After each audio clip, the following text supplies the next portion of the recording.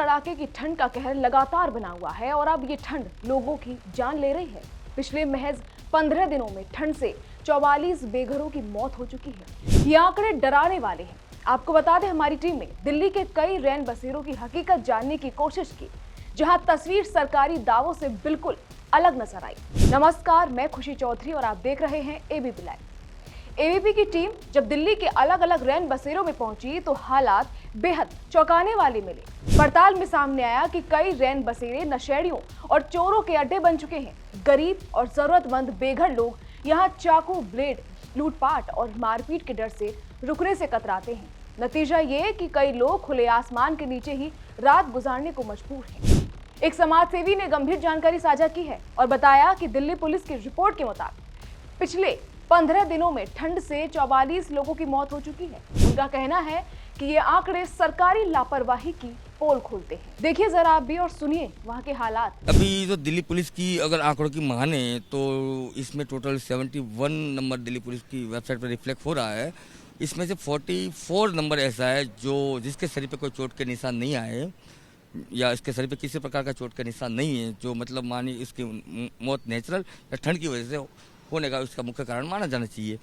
तो ऐसे अब तक 44 लोगों की डेथ हो चुकी है। पिछले 15 दिनों की बात करें तो ये 20-30 क्या कहेंगे, 15 दिन में 44 मौत बहुत ज़्यादा होती है ठंड। हाँ, ये देखो सरकार के लिए सिर्फ आंकड़े, लेकिन 44 मौत इस सरकार की, सिस्टम की और दूसरी की नाकामी का परिणाम है।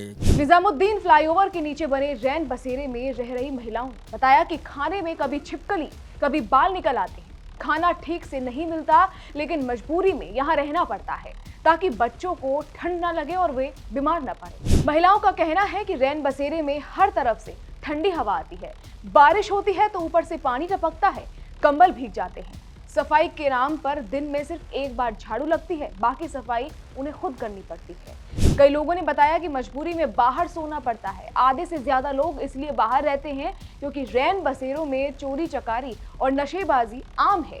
किसी का फोन चोरी होता है, किसी के पैसे, यहाँ तक कि कंबल तक चोरी हो जाते हैं। महिलाओं ने यह भी आरोप लगाया कि यहाँ कोई सुरक्षा व्यवस्था नहीं है, न ठीक से बिजली है न पानी। रात में एक व्यक्ति टेंट में घुस आया था। शिकायत करने पर गार्ड ने टेंट बंद कर दिया, लेकिन गार्ड खुद रात में सो जाता है और सुबह चला जाता है। कुछ नहीं मिलता यहाँ पे, ना सही से चाय मिलती है ना सही से खाना मिलता है।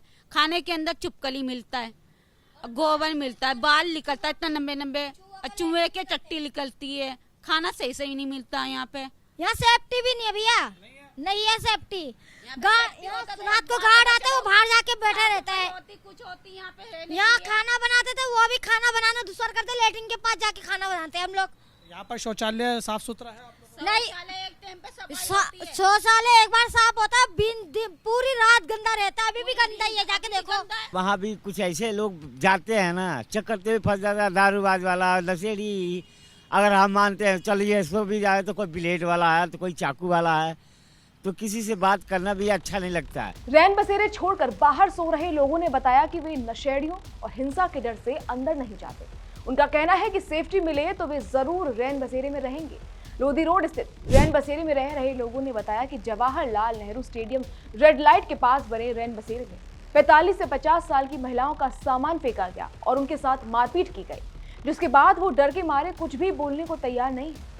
लोगों ने गुस्से में कहा कि सरकार जिन सुविधाओं का दावा करती है वो हकीकत में कहीं नजर नहीं आती।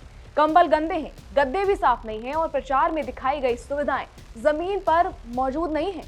लोगों ने ये भी बताया कि शौचालयों में पानी नहीं आता, दवाइयां नहीं मिलती, डॉक्टर नहीं आते और कई जगह लाइट तक नहीं है। इन हालात पर समाज सेवी भावेश पिपलिया ने कहा कि सरकार को लोगों को शेल्टर होम में आने के लिए भरोसा दिलाना होगा। उन्होंने बताया कि दिल्ली पुलिस की वेबसाइट पर 71 मौतें दर्ज हैं, जिनमें से 44 मामलों में किसी तरह की चोट के निशान नहीं है, जिसका मतलब है कि ये मौतें ठंड की वजह से हुई हैं। भावेश पिपलिया ने कहा कि सरकार के लिए ये सिर्फ आंकड़े हो सकते हैं, लेकिन हकीकत में ये सरकार की नाकामी का नतीजा है। इतना पैसा खर्च होने के बावजूद अगर लोग मर रहे हैं तो ये शर्मनाक है। उन्होंने ये भी कहा कि रैन बसेरे जिनके लिए बनाए गए हैं, अगर वही लोग वहां नहीं जा रहे हैं तो सरकार को गंभीरता से सोचना होगा कि सुविधाएं कैसे बेहतर की जाए।